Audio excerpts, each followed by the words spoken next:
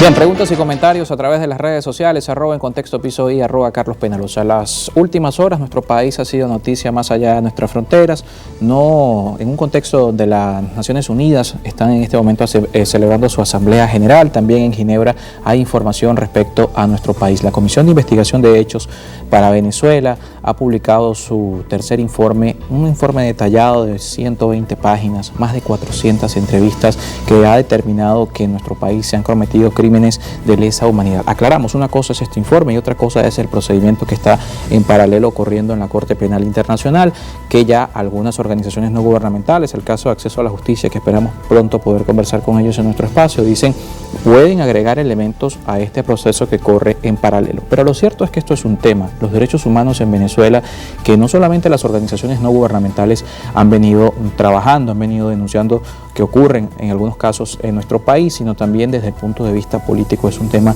que viene denunciándose desde algunas organizaciones y que ha sido un tema clave en los puntos donde se han dado acercamiento entre quienes están en el gobierno y quienes también hacen parte de la oposición en Venezuela. ¿Este informe puede impactar en algo en la situación? Es lo que vamos a conversar con Jesús Chuo Torrealba, a quien agradecemos que nos acompañe. Un placer que esté con nosotros. Carlos, un placer estar contigo.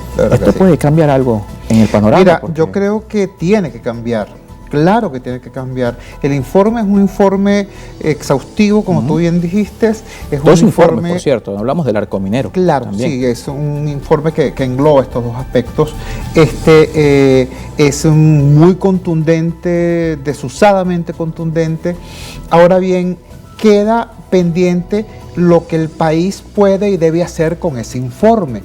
Yo creo que es más o menos claro que los actores políticos, todos los actores políticos, tienen que respirar hondo y tomar una decisión acerca de qué hacer con ese informe.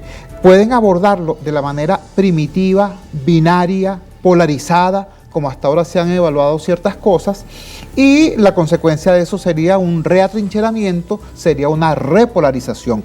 No nos cuesta mucho imaginar, por ejemplo, a los voceros oficiales diciendo eso es mentira, la ONU es un espacio para agredir a los pueblos soberanos, todo ese informe es un conjunto de falsedades, etcétera, etcétera.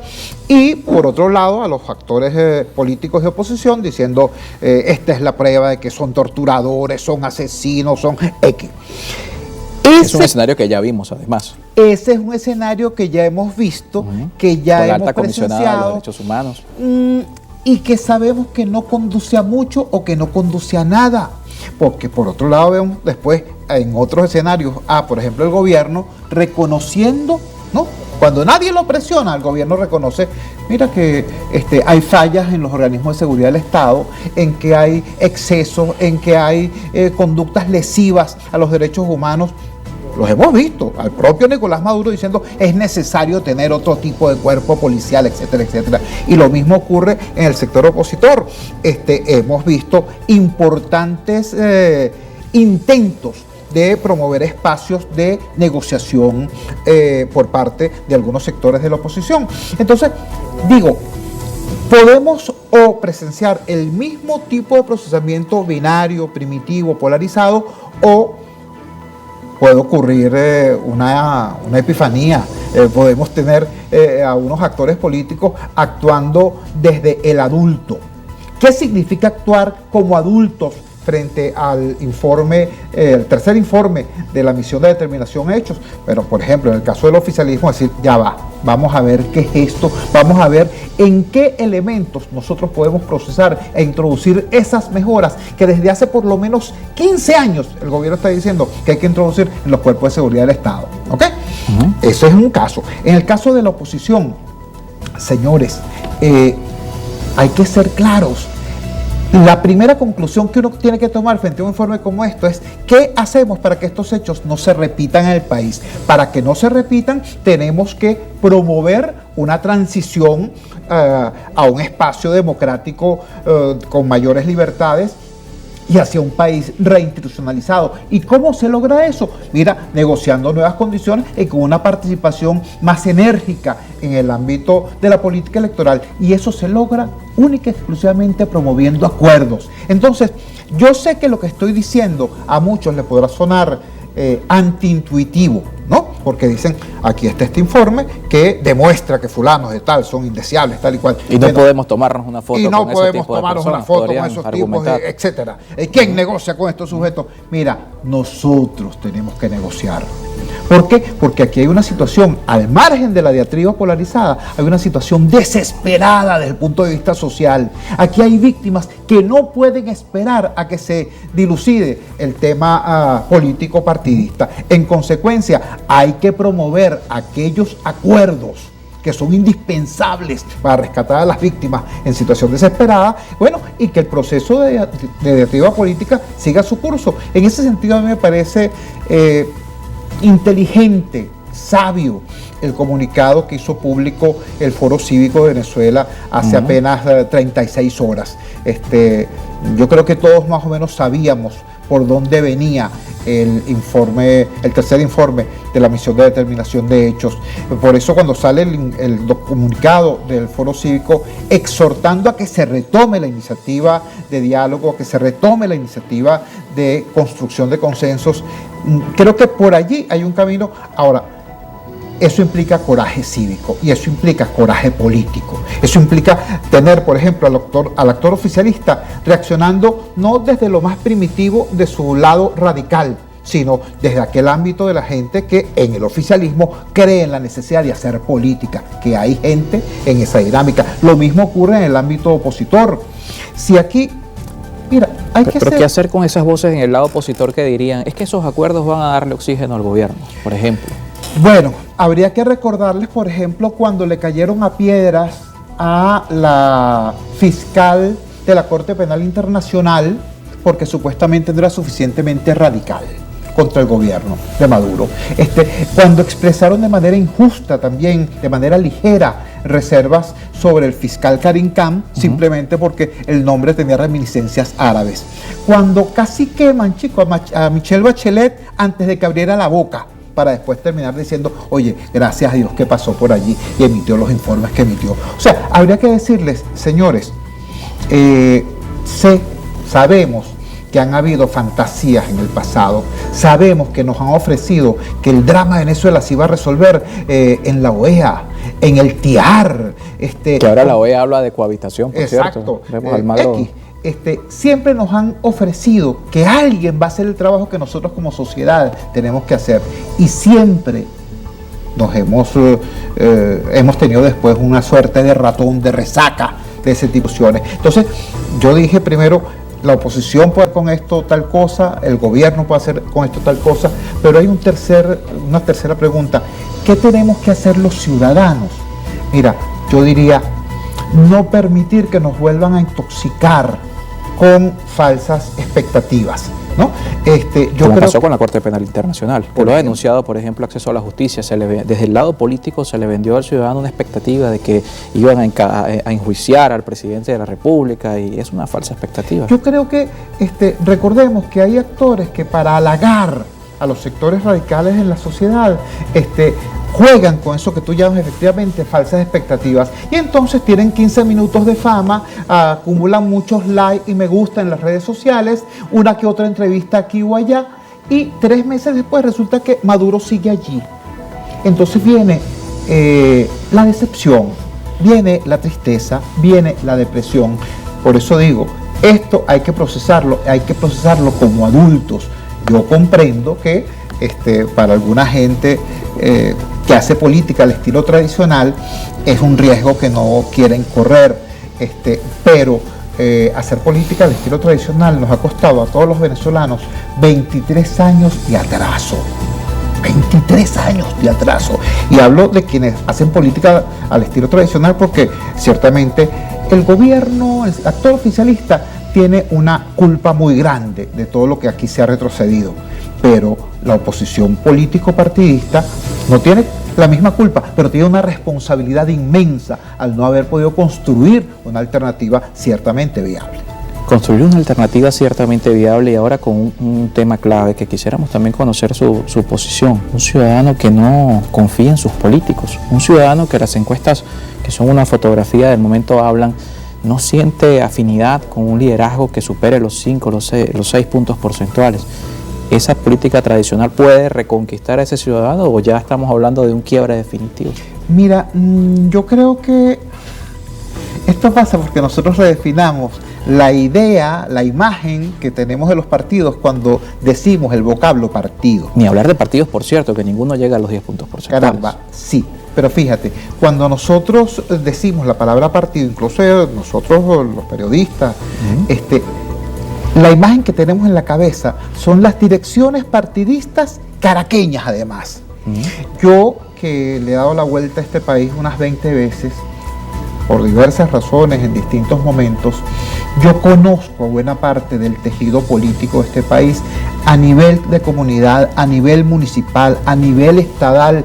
Mira, y en ese tejido partidista, sobre todo hablo del que más conozco, que es el tejido político opositor, pero incluso también en el sector oficialista, mira chicos, hay gente decente, hay gente trabajadora, hay gente que ama este país y hay gente que no entiende cómo sus direcciones caraqueñas los han llevado desde hace casi 2 décadas por el camino de la amargura. O que no saben esos problemas que existen. Por ejemplo, el caso Acción Democrática. Hay gente a lo mejor en el interior del país que no sabe que Bernabé se peleó con Henry. Claro, ese tipo de cosas pasan. Hay gente que asumía que Bernabé y Henry eran algo así como gemelos, ¿no? Como siameses, y de repente resulta que están separados y además enfrentados, cosa que que muchos no se explican. Pero digo, yo creo que está en marcha un proceso muy interesante, una suerte de quizás llamarla rebelión puede ser exagerado, una suerte de toma de conciencia de abajo hacia arriba. Fíjate lo que pasó, por ejemplo, en las pasadas elecciones de alcaldías en noviembre del 2021.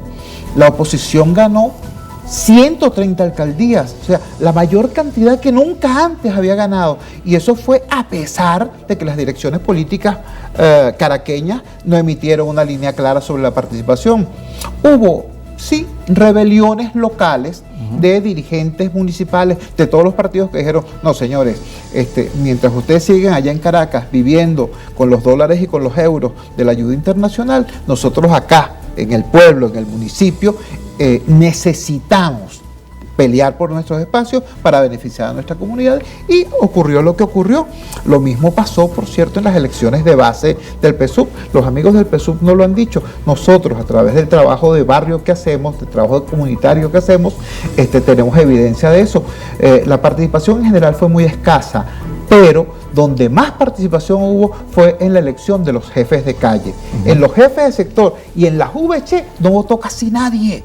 La gente estaba empeñada en la participación en aquellos espacios donde tienen impacto directo en su realidad. Así es. Entonces, repito, hay signos quizás tímidos aún de una toma de conciencia en las bases que yo creo que pueden expresarse en breve plazo, en que los liderazgos políticos a nivel nacional se ubiquen ante la nueva situación. Y yo creo que nosotros no debemos temer demasiado a propósito de ese vacío al que tú hacías referencia. Como dijo un político importante del siglo XX venezolano, el doctor Gonzalo Barrios, los espacios políticos nunca quedan vacíos, siempre alguien aparecerá para ocuparlos. Si la actual clase política, tanto opositora como gobiernera, no se coloca a la altura del dolor de la gente, de la esperanza de la gente, van a surgir nuevos actores y van a darle respuesta a esa necesidad, que ya no se trata de justificar las banderas con las que insurgió Chávez hace 23 años o los argumentos nostálgicos que manejó la oposición durante buena parte de estos 23 años. No, se trata de dar la respuesta a lo que está pasando hoy y sobre todo a cómo Carrizo construir una Venezuela viable en el mundo del futuro. En un mundo donde la dependencia de los combustibles fósiles se va reduciendo en forma acelerada, en un mundo donde ya no se trata de discutir si debe ser unipolar o multipolar, no, es multipolar, policentrado en todos los ámbitos: político, económico, comunicacional. En este nuevo mundo, como Carrizo, redefinimos a Venezuela como proyecto nacional viable, Nadie nos está hablando de eso. El gobierno nos habla de nostalgia. Tú escuchas a los voceros del gobierno y parece que estuvieran hablando, no sé, de la Cuba de 1965, 68, cuando se inventó la minifalda, algo así. Cuando uno escucha a los voceros de la oposición... Nos estás hablando de primarias.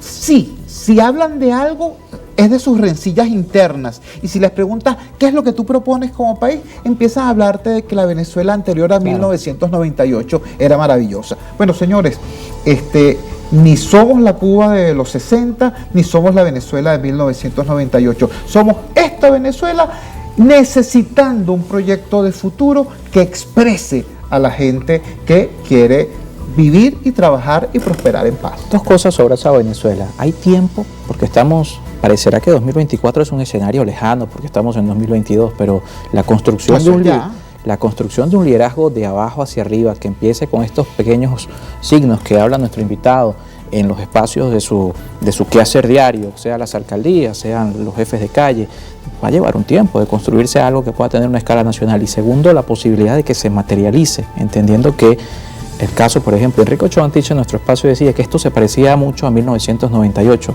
cuando los partidos estaban muy mal, había un vacío y surgió un liderazgo llamado Hugo Chávez. La diferencia es que este no es el bipartidismo del 98, estamos en un escenario que algunos politólogos coinciden. Sin un acuerdo político nadie va a poder gobernar. Es así. Ahora, construir un acuerdo político exige coraje cívico. Hay que tener la valentía de coincidir. Pero lo puede hacer alguien que no venga de la clase política, es el tema. Mira, ese es el manoseado tema del outsider, ¿no?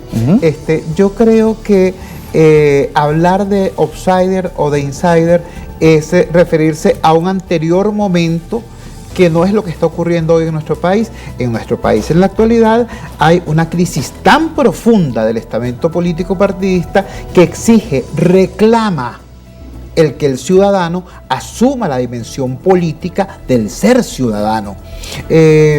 Momentos y ejemplos sobran. Aquí hubo un momento en que, por ejemplo, Betancur entendía que la mejor expresión, la mejor oferta que podía hacerle su partido al país no era él mismo, sino Rómulo Gallegos. ¿Por qué? Porque era un vocero que se conectaba con las realidades del país. Aquí hay muchos venezolanos de un perfil y de una calidad muy importante.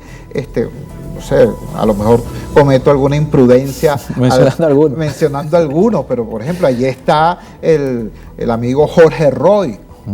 Ahí está el amigo Andrés Caleca, ahí están unos cuantos venezolanos que cualquiera de ellos concita una gran cantidad de expectativas positivas, sobre todo si lo comparas con el liderazgo político convencional, que tienen casi todos 70%, pero de rechazo. Pero hay un Rómulo Betancur en esta época que tenga esa capacidad de reconocer un liderazgo diferente. Bueno, hay un problema allí. Betancur tenía no solamente la capacidad de reconocer liderazgos externos, sino que además se hacía rodear con ellos. Tú te pones a ver los gabinetes que tuvo Betancur y eran hombres de una gran estatura política, moral y profesional. Hoy nuestros políticos parecen sufrir del síndrome de Gulliver, ¿no? Necesitan rodearse de enanos para poderse sentirse grandes o engrandecidos. Entonces yo creo que ese es el primer problema. Entender que el liderazgo hoy no puede ser un liderazgo unipersonal, tiene que ser un liderazgo colaborativo. Entender que el mundo del presente y el mundo del futuro es tan complejo que lo serio no es buscar al líder, sino buscar cómo construir un tejido que lidere la sociedad, que motive la sociedad. Eso es bastante complicado por nuestra historia política, que está muy signada por el tema del caudillismo y sobre todo del caudillismo militar, ¿no? Y nuestra historia político-militar, tú recuerdas cuando eras niño y adolescente, que era la enseñanza de la historia de nuestro país. Era la línea del tiempo, presidentes y jefes militares. Más jefes militares que presidentes civiles. Más jefes militares civiles. Que presidentes civiles. Entonces, trascender eso, superar eso, entender que hoy, por ejemplo, la gente habla, para hablar de esa búsqueda de caudillos, ¿no? Lorenzo Mendoza, y se extrañan de por qué Lorenzo Mendoza siempre dice no. Bueno, la respuesta es clara. No se trata de Lorenzo Mendoza. Hay un tejido llamado Empresas Polar y eso hay que cuidarlo. Entonces, Claro. El tema es ese. ¿Cómo construir ese tejido plural que sea capaz de liderar la construcción del futuro? Chu, muchísimas gracias por acompañarnos esta tarde. Chuy Agradecido. Torre habla con nosotros, periodista, fundador de Radar de los Barrios. Gracias a ustedes también, como siempre, por su sintonía, por acompañarnos a través de las redes sociales, @en contexto episodio y @Carlos Peñalosa. Nos toca despedir, agradeciéndoles también que puedan suscribirse a nuestra cuenta de YouTube. Nuestro saludo a quienes nos reportaron sintonías del estado Lara. Hay un comentario, por cierto, vamos a rápidamente a revisarlo, si podemos tenerlo en pantalla para nuestro invitado. Un buen acuerdo sería que la Corte Penal Internacional actúe y se haga justicia con los criminales. Un buen acuerdo sería tener un país funcional donde haya una justicia transicional que en efecto administre justicia en vez de repartir venganzas. Bien, ese comentario, por cierto, lo envía @Maruska Bondini. Muchísimas gracias a quienes participaron también a través de nuestras cuentas de Twitter e Instagram. Nos vemos mañana, por cierto. María Corina Machado va a estar con nosotros en estudio. Ya ha anunciado también su aspiración presidencial y vamos a conocer su posición de estos temas que hemos abordado hoy con nuestro invitado y, por supuesto, su propuesta de cara al país.